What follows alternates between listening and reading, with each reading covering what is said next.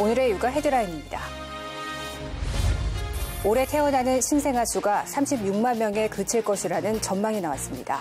관련 학계에서 심리적 저지선으로 꼽히는 출생아 수 40만 명 선이 무너질 상황입니다.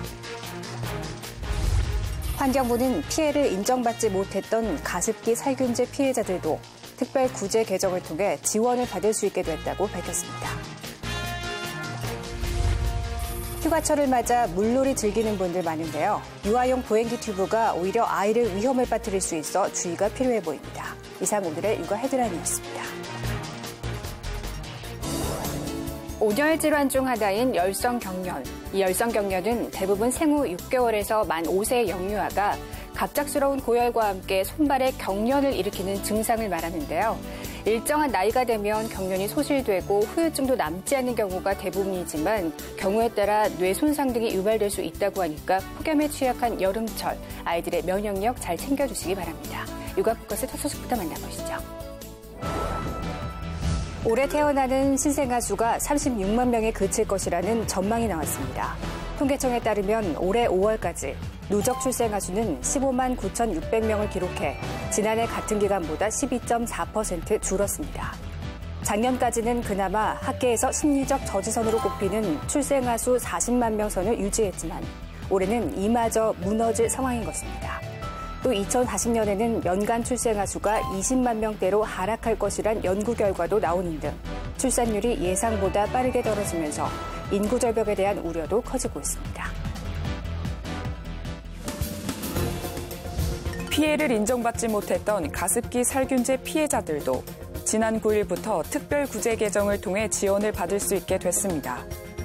환경부는 가습기 살균제 피해 구제를 위한 특별법 운영을 위해 제정한 시행령안이 국무회의에서 의결됐다고 밝혔습니다. 시행령에 따라 가습기 살균제 사업자의 분담금은 1,250억 원으로 조성되며 옥실레킷 벤키저와 SK케미칼 등 18개 기업이 부과 대상입니다. 본격적인 휴가철을 맞아 물놀이 즐기는 분들 많은데요. 유아용 보행기 튜브는 오히려 아이를 위험에 빠뜨릴 수 있어 주의하셔야겠습니다. 모터보트가 이끄는 수상 레포츠도 사고가 잦아 안전수칙 준수가 중요합니다. 한 온라인 육아 커뮤니티 사이트. 4살 아이를 보행기 튜브에 태웠다가 사고가 날 뻔한 경험담이 올라와 있습니다. 60cm 깊이 풀장에 다리도 닿는 수준이라 안심했다가 튜브를 탄 아이가 뒤집어지면서 정작 다리가 안 빠져 큰 사고로 이어질 뻔했다는 내용입니다. 댓글에도 비슷한 경험을 공유하며 공감하는 글들이 줄을 잇습니다. 원형 튜브와 달리 두 다리를 통과시켜 몸에 밀착시키는 유아용 보행기 튜브는 뒤집힐 경우 몸을 빼기가 쉽지 않아 자칫 인명사고로 이어질 위험이 있습니다. 전문가들은 튜브는 안전기구가 아닌 놀이기구란 인식이 중요하다고 강조합니다. 튜브 이제 뒤집히면은 일어날 그 가망이 없잖아요. 구명조끼를 입고서 하는 것이 이제 바람직하다고 보는 거죠. 반드시 구명조끼를 입고 그 놀이기구를 타야 된다. 모터보트가 견인하는 수상 놀이기구에도 각별한 주의가 필요합니다. 지난해 호수동에서 발생한 놀이기구 사고의 약 80%가 바나나 보트나 수상스키 등에서 발생했습니다. 구명조끼 등 안전장비 미착용, 무면허 또는 음주 상태에서의 조종, 정원 초과한 탑승과 야간 운항 장비 없는 야간 운항 등에 특히 주의하셔야겠습니다. 기타 수상 스포츠나 물놀이를 즐길 때에도 척추나 관절 부상 등을 입지 않도록 철저한 관리가 요구됩니다. 기초생활보장 등 정부 복지사업의 선정 기준이 되는 내년도 중위소득 기준이 정해졌습니다. 올해보다 1.16% 인상됐는데 1인 가구의 월소득이 50만 1,000원 이하면 생계급여를 지원받게 됩니다. 또 1인 가구의 경우 월소득이 66만 8,000원 이하면 의료급여, 71만 9,000원이면 주거급여, 83만 6,000원 이하면 교육급여가 각각 지급됩니다. 보건복지부는 중앙생활보장위원회를 열고 이런 내용의 급여별 선정 기준과 기준점, 급여 내용 등을 결정했습니다. 국민기초생활보장제도는 최후의 사회 안전망으로서 문재인 정부의 포용적 복지국가 건설에 있어서 매우 핵심적인 그러한 정책이 되겠습니다. 내년도 정부 복지정책 수급자 선정 기준점이 될 기준 중위소득은 올해보다 1.16% 인상됐습니다. 가구원 수별 중위소득은 1인 가구 167만 2천 원, 2인 가구 284만 7천 원, 3인 가구 368만 3천 원, 4인 가구 451만 9천 원 등으로 정해졌습니다. 중위소득이란 국내 모든 가구를 소득순으로 줄 세웠을 때 정확히 중간에 있는 가구의 소득을 뜻합니다. 내년도 생계급여는 소득이 중위소득의 30% 이하일 때 의료급여는 40%, 주거급여는 43%, 교육급여는 50% 이하일 때 지급됩니다. 특히 교육급여의 경우 학교의 급에 따라 내용이 다른데 연간 지원 금액은 올해 대비 초등학생은 181.5%, 중학생은 70% 인상됐습니다. 정부는 기초생활보장수급자 선정 기준에 부합해도 자녀 등 부양 의무자가 있어 수급자가 되지 못하는 117만 명의 빈곤층을 구제하기 위해 부양 의무자 기준을 단계적으로 개선하기로 했습니다. 휴가철을 맞아 보육기관도 방학에 들어가면서 아이를 맡길 곳이 없어 마음 졸이는 맞벌이 부부가 많은데요. 최근 한 지방자치단체에서 일 가정 양립을 위해 자녀와 함께 근무하는 환경을 조성해 눈길을 끌고 있습니다. 엄마 옆에서 장난감을 갖고 놀거나 엄마와 함께 블럭 쌓기를 하는 아이들. 실내 놀이방이나 어린이집 같지만 이곳은 구청입니다. 서울 광진구는 전국 지자체 중 처음으로 자녀를 일터에 데리고 와 일할 수 있는 자녀 동반 근무제를 도입했습니다. 구청 별관의 일반 사무실을 세 단장에 최근 문을 열었는데 아이들을 위한 각종 물품과 함께 컴퓨터 등 사무기기도 갖춰져 있어 자녀를 돌보며 근무할 수 있다는 게 특징입니다. 아이를 안심하고 사무실에 데리고 올 수 있어서 매우 만족해 하시고요. 아이들은 엄마 일하는 모습도 볼 수 있고 또 때로는 엄마랑 놀기도 하면서 시간에 구애받지 않고 이용할 수 있는 데다 부모와 자녀가 함께 있을 수 있다는 점에서 높은 호응을 얻고 있습니다. 모의기간 방학이나 갑작스러운 야근으로 아기 맡길 때가 여의치 않을 때 종종 이용하는데요. 엄마 일하는 것도 보여주고 점심도 같이 먹으니 굉장히 뿌듯하더라고요. 시행 전에는 업무 방해에 대한 우려도 있었지만 아이를 데려와도 눈치 보지 않는 근무 환경을 조성하자는 데 공감대가 모아졌고 오히려 업무 효율을 향상시키는 긍정적 효과를 내고 있다고 설명합니다. 막상 아이가 제 앞에서 얌전하게 공부하거나 노는 것을 보니까 마음이 안정이 되면서 업무의 집중도가 높아졌습니다. 광진구는 직원들의 요청에 따라 야간이나 주말에도 확대 개방하는 방안을 검토 중입니다.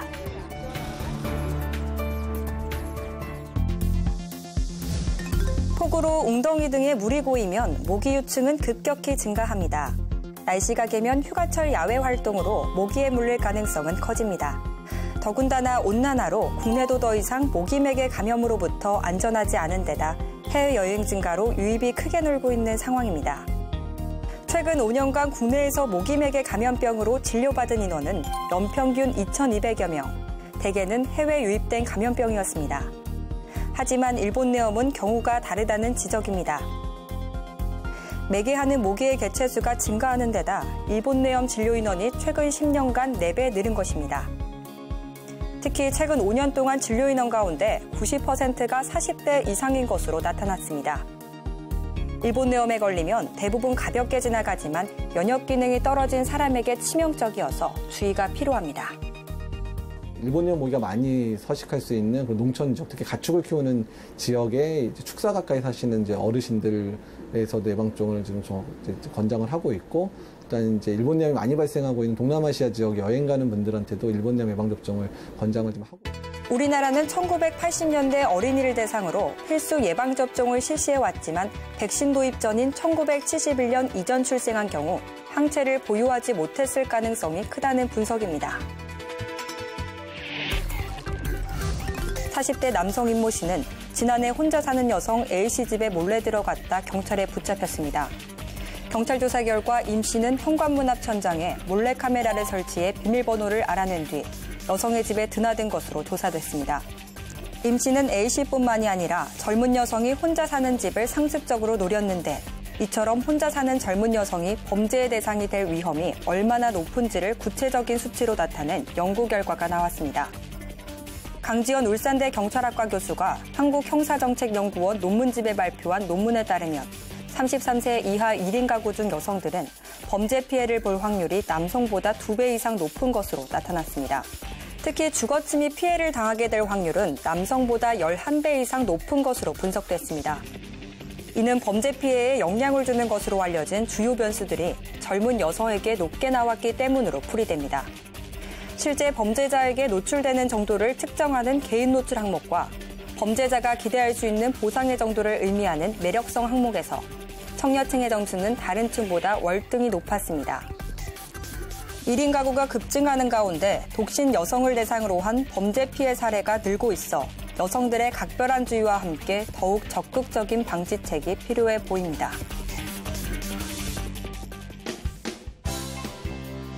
미끄럼틀을 타고 내려와 물에 몸을 던지는 순간 더위는 온데간데 없이 사라집니다.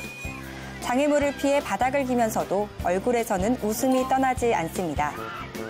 실내에서는 고사리 손으로도 생명을 잃을 위기에 놓인 사람을 구할 수 있는 심폐소생술을 배웠습니다. 안대를 한 채 친구가 알려주는 대로 휠체어를 밀다 방향을 잃고 부딪히는 과정에서는 장애인의 고통을 깨달았습니다. 전국 지역 아동센터 등의 어린이와 청소년들이 2박 3일 일정으로 대학 캠퍼스에서 뜻깊고 즐거운 여름방학을 보냈습니다. 물놀이가 제일 재밌었어요. 물놀이가? 네. 얼마나 재밌었어요? 하늘만큼 땅만큼 재밌었어요. 2차에 걸쳐 1000명이 참여하는 캠프 쿰은 일어나라는 뜻의 히브리어입니다. 소외계층 아동들이 인성을 두루 갖춘 리더로 우뚝 서도록 하기 위한 이 캠프는 1997년에 시작됐습니다. 올해로 21년째를 맞은 백석쿰 캠프에는 그동안 6만 2천 명이 다녀갔습니다. 12년 전 캠프에 참여했던 초등학교 2학년 여학생은 어느덧 대학생 지도자가 됐습니다. 저도 그때 받았던 사랑을 아이들에게 전달해 줄 수 있고 아이들에게 항상 기분 좋고 행복하게 지냈으면 좋겠다는 것을 전해드리고 싶습니다. 대학의 자원을 사회와 나누는 캠프에서 소외된 어린이와 청소년들의 꿈과 인성이 자라고 있습니다. 이번 시간은 육아에 필요한 정보를 쏙쏙 알려주는 코너입니다. 우리 아이 지킴이 카시트 구매와 사용 요령 편입니다.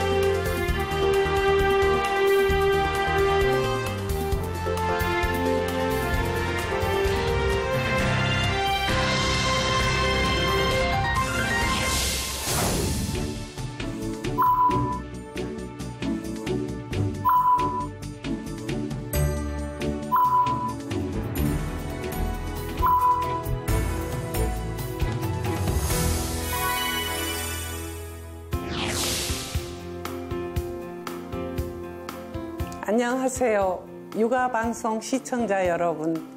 저는 육아방송 이사장 조애진입니다. 이렇게 육아 칼럼 프로그램을 통해 시청자 여러분을 만나 뵙게 되어 무척 반갑습니다. 오늘 육아 칼럼은 100회를 맞이하는 매우 뜻깊은 시간입니다.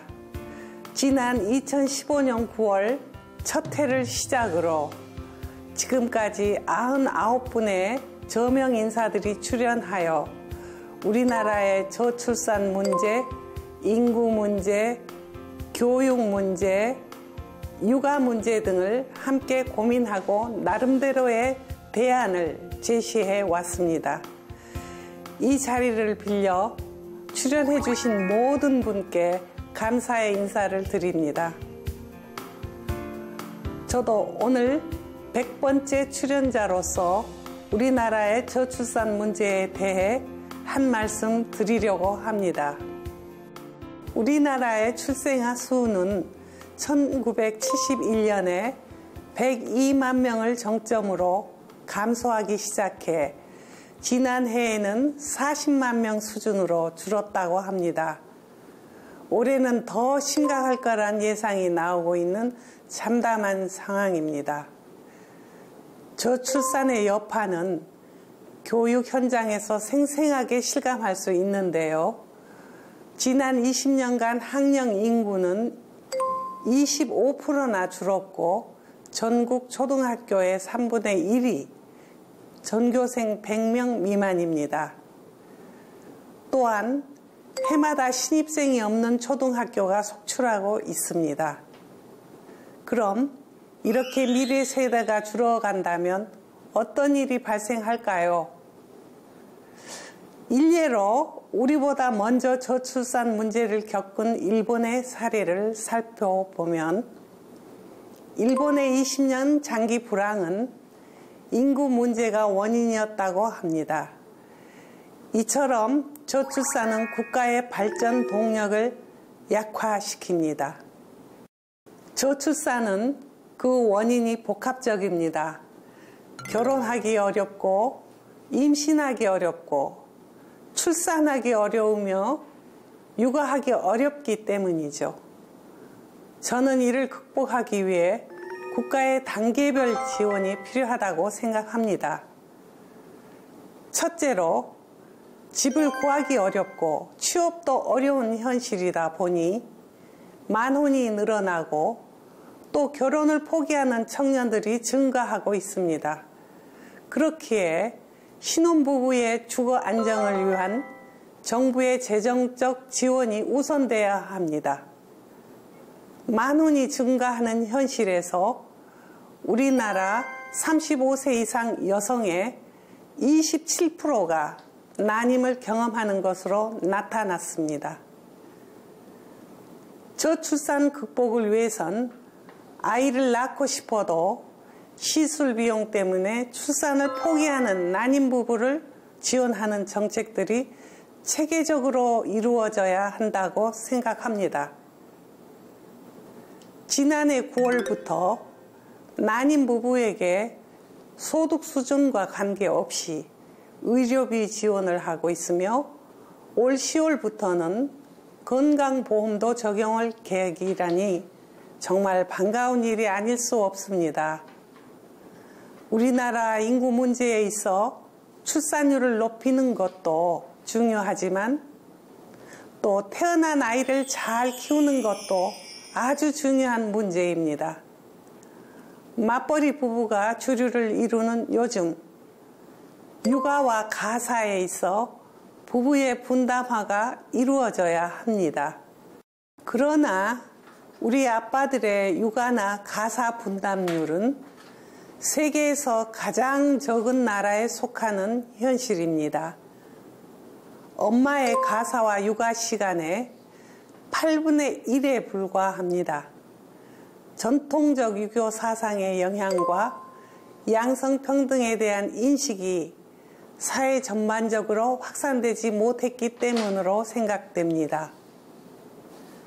국가는 양성평등적인 육아, 가사 문화 확산을 위한 정책을, 기업은 일, 가정, 양립을 위한 직장 환경을, 가정에선 육아와 가사는 부부 공동의 몫이라는 인식의 전환이 필요한 시점입니다. 저도 밖에서는 육아방송 이사장을 비롯한 다양한 책무를 맡고 있지만 집에서는 손자, 손녀를 둔 할머니이기도 합니다. 그 아이들을 바라만 보아도 진정한 행복이 무엇인지를 느끼곤 합니다. 그런데 이렇게 행복을 줄 수 있는 우리 미래 세대가 점점 줄어든다는 현실이 참으로 가슴 아픕니다. 저출산 극복이 쉬운 일은 아니지만 정부, 사회, 국민 모두가 힘을 합치면 가능하다 생각합니다. 저희 육아방송이 그 여정에 앞장서겠습니다. 시청자 여러분, 끊임없는 사랑과 관심으로 함께 해주신다면 저희 임직원 모두 더욱 힘차게 해 나가겠습니다. 감사합니다.